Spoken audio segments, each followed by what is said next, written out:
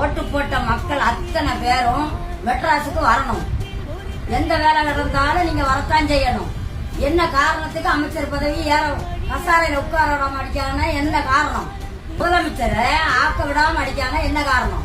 அந்த காரணம் தெரியணுமா?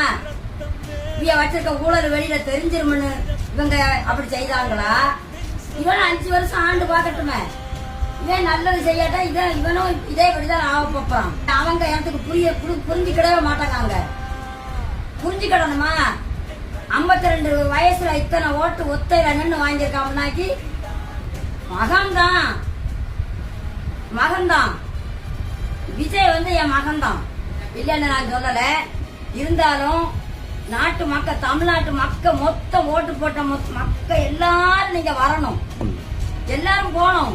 தமிழ்நாடு மொத்தம் மெட்ராஸ் போய் இறங்கணும். இறங்கினாத்தான் அதுல உள்ள வேலை என்னன்னு தெரியும். மறந்துடாதங்க. நான் ஒரு பொம்பளை சொல்லுதவன்னு நினைச்சுக்கிடாதங்க. இப்ப எத்தனை நாளா ஆச்சு விஜய் செவிச்சு? எத்தனை நாள் ஆச்சு? 108 வாங்கி மறுபடி 4, 5 அங்கையும் வாங்கி இன்னும் எடப்பாடி இன்னும் வரமாட்டோம்னு சொல்லி ஊரான் சொல்லி கொடுக்கறதெல்லாம் கேட்டுக்கிட்டு இருக்காங்க. காரணம் என்ன காரணம்? வகுத்தரிச்ச போறாம